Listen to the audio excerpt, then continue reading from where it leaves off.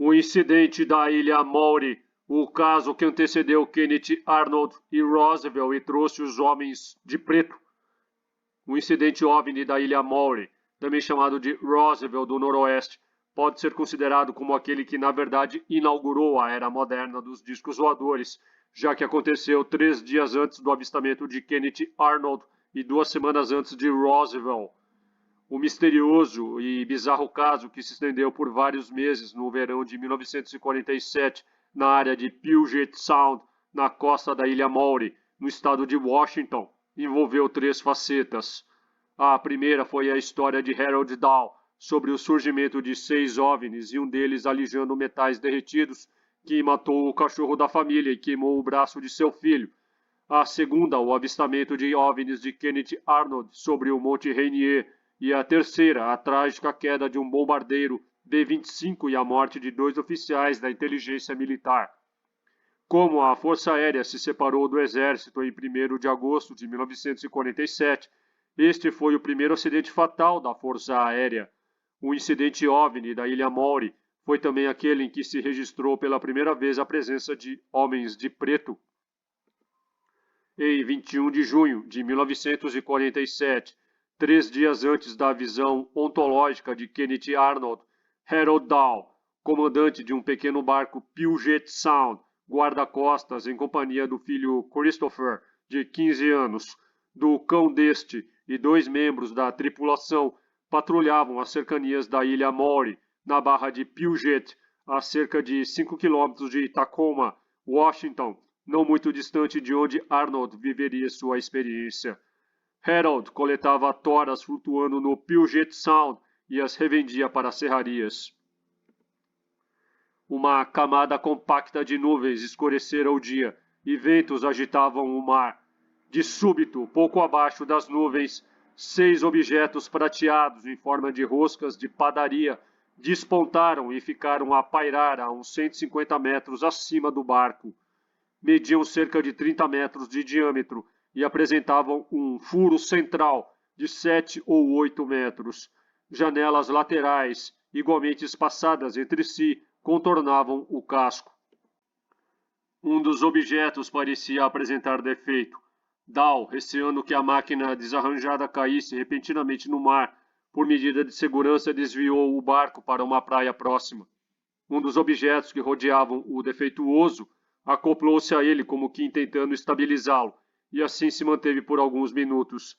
Nesse ínterim, um dos membros da tripulação aproveitou para fotografá-los. Quando os objetos se separaram, ouviu-se um ruído surdo, e o que estava desarranjado começou a alijar folhas de metal derretido através do orifício central, expelindo a seguir um material mais denso. Os tripulantes manobraram rapidamente o barco, levando-o para junto dos rochedos. Entretanto, antes que se abrigassem, o metal em estado de fusão atingiu o braço do filho de Dahl e vitimou seu cão. Assim que chegaram à ilha, os OVNIs partiram em alta velocidade. O patrulheiro do porto recolhera diversos pedaços do metal esfriado na praia e tentara pedir socorro pelo rádio. Porém, fortes interferências impediram o contato com a base em Tacoma. Ali chegando, Dahl providenciou os primeiros socorros para o filho e apresentou-se a seu superior, Fred Lee Crisman, a quem relatou o ocorrido e entregou as chapas fotográficas e os pedaços de metal.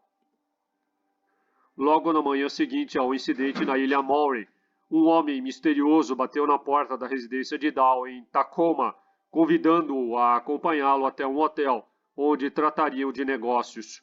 O homem surgiu em um Buick 1947 preto e estava vestido de preto, camisa branca, gravata preta, terno preto, sapatos pretos. Sentados no saguão, o homem começa a contar a ele tudo o que aconteceu no dia anterior. Em seguida, ele emite um aviso que se torna a assinatura de todos os homens de preto que seguem seus passos. Abre aspas. Não repasse isso. Você nem sabe o que viu. Coisas ruins vão acontecer se você divulgar essa informação. Fecha aspas. Harold Dahl tornava-se assim, no contexto ufológico moderno, o primeiro a ser prevenido por um homem de preto a não divulgar um caso. Este foi também a primeira investigação do FBI sobre discos voadores. O FBI conduziu uma investigação de quase 3 semanas com documentação diária, indo até o diretor J. Edgar Hoover. O incidente da Ilha Maury teve até seu próprio Fox Mulder, o agente especial do FBI, Jack Wilcox, que escreveu um memorando de 14 páginas resumindo sua investigação para Hoover em agosto de 1947. Harold Dahl decidiu alegar que tudo era uma farsa, talvez para tirar os homens de preto de suas costas. Hoover também estava pronto para descartar o caso como uma farsa, mas Wilcox não estava disposto a desistir. Ele enviou a Hoover um teletipo insistindo que Dahl, abre aspas, não admitiu que sua história era uma farsa, mas apenas afirmou que, se questionado pelas autoridades, diria que era uma farsa porque não queria mais problemas sobre o assunto. Fecha aspas.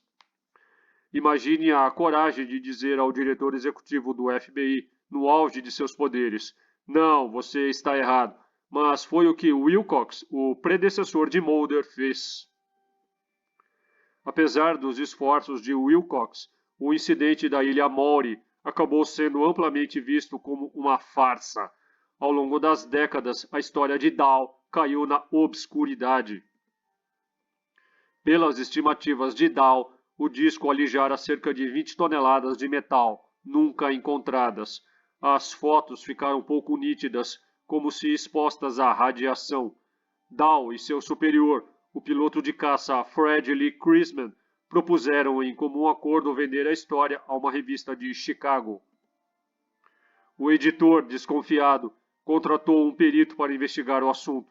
Esse perito era ninguém menos do que Kenneth Arnold, o popularizador dos discos voadores. Arnold entrevistou primeiro o chefe e cúmplice de Dahl, o qual contou-lhe que 2 dias depois do incidente embarcara numa lancha e se dirigira à Ilha Maury, onde encontrara toneladas de metal derretido solidificados na areia. Enquanto recolhia amostras, um aparelho de forma tubular, diferente do descrito por Dahl, saiu do interior de uma nuvem e pôs-se a circular sobre o local. A investigação da Força Aérea dos Estados Unidos principiou com um telefonema interurbano de Arnold ao tenente Frank Brown, agente da inteligência da base aérea de Hamilton, Califórnia. Em 31 de julho, o tenente Brown e o capitão William L. Davidson seguiram a bordo de um avião militar a Tacoma. Ambos deveriam ouvir o relato de Arnold e recolher amostras do metal. Arnold ajudou-os a embalar as amostras de metal e acompanhou-os até a porta do hotel. Um sujeito não identificado, talvez o mesmo homem de preto que intimidara Dahl, telefonou à redação do jornal The Tacoma Times, mencionando detalhes do que reservadamente declararam Dahl, Chrisman, Arnold e os 2 oficiais. Teria ele grampeado as conversas? Reviraram o hotel à procura de um microfone oculto, mas nada encontraram. Os oficiais Brown e Davidson rumaram à base aérea de McCord, perto de Tacoma, onde seu B-25 se achava estacionado, e mantiveram uma conferência com o oficial de inteligência. Sem demora, decolaram de volta à base aérea de Hamilton. Poucas horas depois estavam mortos. Um mecânico e um passageiro civis que os acompanhavam a bordo salvaram-se pulando de paraquedas. O B-25 estatelou-se nos arredores de Washington. Os jornais insinuaram sabotagem, posto que transportava material altamente secreto. Os 2 sobreviventes declararam que o motor esquerdo se incendiara logo após a decolagem e o avião se espatifara 11 minutos depois de terem saltado de paraquedas. Ficou a pergunta: por que Brown e Davidson nada comunicaram às bases aéreas próximas e também não saltaram? Teriam cedido os únicos paraquedas disponíveis aos 2 que, notando o fogo no motor, desligaram os circuitos elétricos? Eis que, novamente, o homem de preto intervém, antecipando-se em 12 horas a liberação da notícia pela Força Aérea, declinou à imprensa o nome dos pilotos mortos e a espécie de carga que transportavam. Em 1º de agosto, ele interveio pela última vez, telefonou às autoridades de Tacoma e notificou que os restos do avião de transporte da Marinha desaparecido em Washington, justamente o C-46 que Arnold procurava quando avistou os seus discos, encontrava-se na encosta sudoeste do Monte Rainier. Acrescentou, abre aspas, o avião foi abatido porque carregava informações que nós não queremos que sejam divulgadas. Fecha aspas. 8 homens escalaram a geleira e localizaram os destroços do aparelho e os 32 corpos dos fuzileiros navais que se encontravam a bordo. Quase 2 anos depois, em 27 de abril de 1949, a Força Aérea desferiu golpe de misericórdia no caso da Ilha Maury, divulgando o seguinte comunicado, abre aspas. Interrogados, Dow e Crisman fraquejaram e admitiram que os fragmentos recolhidos eram apenas pedaços de rochas comuns, aos quais atribuíram uma origem extraterrestre, com o intuito de aumentar o valor comercial da história que pretendiam vender à revista de Chicago. Fecha aspas. Um personagem que se destaca no caso é Fred Lee Crisman, tido como o centro, a chave de pelo menos 2 grandes conspirações do século. Ele que, em 1946, um ano antes do caso, já havia afirmado ter lutado com criaturas não humanas em cavernas durante a Segunda Guerra Mundial. Na edição de janeiro de 1950 da revista Fate, Crisman insistiu que o incidente não era uma farsa. Crisman escreveu, abre aspas, ora, se éramos tão canalhas e causamos deliberadamente a morte de 2 pilotos da Força Aérea e a perda de um avião de $150 mil, o governo ou alguma agência local deveria ter nos processado. Fecha aspas. Em 1º de março de 1967, o empresário Clay Shaw, de New Orleans, foi preso por conspirar para assassinar John Kennedy. De acordo com o polêmico promotor Jim Garrison, a primeira pessoa para quem Shaw ligou após ser acusado foi justamente Crisman. Garrison acreditava que Crisman era um dos atiradores escondidos nos arbustos. Em 31 de outubro de 1968, um grande júri em New Orleans emitiu uma intimação para Crisman em conexão com a investigação do assassinato de Kennedy, um processo que mais tarde seria dramatizado no filme de 1991 de Oliver Stone, JFK. Seria uma mera coincidência essa ligação de Crisman com o surgimento do moderno fenômeno OVNI, trazendo em seu bojo homens de preto e tudo mais, e o assassinato de Kennedy? Animado pelo desejo de acreditar, o jornalista britânico Harold Tom Wilkins forneceu uma versão diferente do caso em seu livro Discos Voadores na Lua, de cunho forteano. Segundo Wilkins, tanto Dow como Crisman desapareceram de Tacoma. Um amigo de Seattle informou que ambos negaram veementemente a acusação de fraude. Dow lhe teria dito, abre aspas, a Força Aérea mentiu deslavadamente ao afirmar que fraquejei nos interrogatórios. Por que então não fomos processados se, com as nossas mentiras, acarretamos a perda de um avião avaliado em mais de $150 mil e levamos à morte 2 pilotos da Força Aérea? Fecha aspas. Sem querer comprometer-se, Edward J. Ruppelt, um condecorado oficial capitão da Força Aérea, que foi o primeiro diretor do projeto Blue Book, além de ter sido o criador do acrônimo UFO, em seu livro Os Discos Voadores, Relatórios sobre os Objetos Aéreos Não Identificados, classificou o caso da Ilha Maury como, abre aspas, a mais pérfida brincadeira de mau gosto da história dos OVNIs, fecha aspas. Em seguida, diz ele, abre aspas, relatórios posteriores informam que, após o acidente fatal, os 2 patrulheiros do porto desapareceram misteriosamente.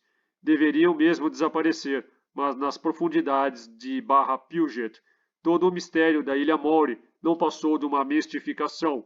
A primeira, ou talvez a segunda mistificação mais desonesta e melhor planejada de toda a história dos OVNIs. No relatório oficial do incidente, consta que os patrulheiros admitiram a inexistência de qualquer relação entre os fragmentos de rocha e os discos voadores. Disseram que o pedaço de rocha era de um disco voador, porquanto o editor de uma revista assim desejava. Fecha aspas. Arrematou Ruppelt, abre aspas. Nenhum dos 2 homens jamais exibiu as fotografias. Declararam havê-las perdido. Um deles era um misterioso informante que convocou os jornais para relatar as conversações mantidas no quarto do hotel. O acidente do avião foi uma dessas ocorrências trágicas. Um motor incendiou-se e derreteu, e antes que os dois oficiais pudessem saltar, as asas e a cauda foram arrancadas. Os oficiais que pereceram haviam percebido a mistificação. Os crentes em discos voadores procuram realçar ao máximo esse incidente. Fecha aspas. Este livro do casal Charlotte Lefebvre e Philip Lipson, O Incidente Ufológico da Ilha Maury, lançado em 2013, apresenta novas evidências, novas reportagens e fotos inéditas dos militares e das figuras envolvidas. Enfoca o local do acidente do bombardeiro B-25 e traz uma entrevista em primeira mão com um morador que foi o primeiro a chegar ao local e uma foto recém-descoberta do local do acidente, que se acredita ser a única foto disponível. Este livro também traz as primeiras fotos das famílias do capitão Davidson, do primeiro-tenente Brown, de Harold Dahl e do repórter do Tacoma Times, bem como um artigo de primeira página sobre o incidente que foi chamado de Roswell do Noroeste. Os metais celestes ocuparam sobremaneira Jack Vallée. Sobre o incidente na Ilha Maury, escreveu em seu livro Confrontos, abre aspas. Tanto a inteligência militar quanto o FBI concluíram que se tratava de uma fraude. As análises dos fragmentos mostram que eles se originaram de uma fundição em Tacoma, diz uma mensagem de telex do FBI datada de 5 de agosto de 1947. Pelo que sei, contudo, a composição desta escória, presumindo que tenha sido mesmo analisada, jamais foi revelada, e não se fez menção alguma ao material prateado, embora Arnold, que o examinou, tenha dito que se tratava de folha de alumínio. Fecha aspas. De qualquer forma, foi a partir do caso da Ilha Maury que os homens de preto se tornaram uma presença incômoda, uma sombra projetada da escuridão para interferir no curso dos acontecimentos, atravancando, atrapalhando ou apagando a história e desaparecendo no nada. Você pode ler esta matéria completa, bem como saber tudo sobre casos congêneres que se seguiram à Ilha Maury, como o da Chuva de Prata em Campinas em 1954 e o de Ubatuba de 1957. Torne-se meu patrono e tenha acesso a centenas de conteúdos exclusivos. Dê um like, compartilhe, inscreva-se, torne-se membro e me siga nas minhas redes. Valeu e até mais.